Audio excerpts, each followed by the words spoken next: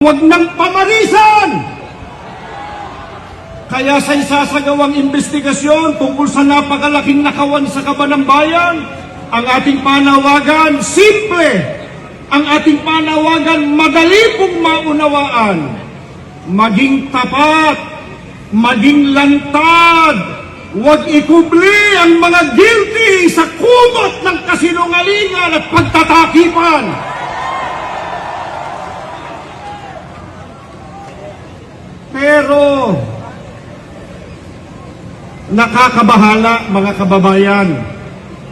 May ilan sa mga nasa gobyerno, media, mga abogado at maging ilang political analysts na matatalino sana, may kakayahan magpaliwanag ng tama at totoo. Ngunit, tila nais baluktutin ang batas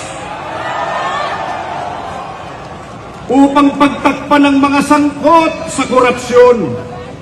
Hindi po ba ito ang tuwirang kabaligtaran ng transparency na hinihingi ng taong bayan? Lalo kong nakakabahala na kung sino pa yung tumitistigo para matunton yung mastermind ng korupsyon, sila pa ang iniimbestigahan, sila pa nais kasuhan.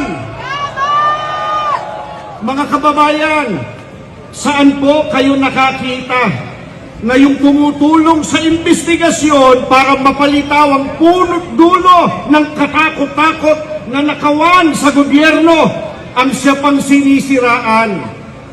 Hindi po ba masyado namang halata na concerted effort ang mga ito para taluktungan ng katotohanan at iligtas ang mga pinakanakinabang sa nakawan?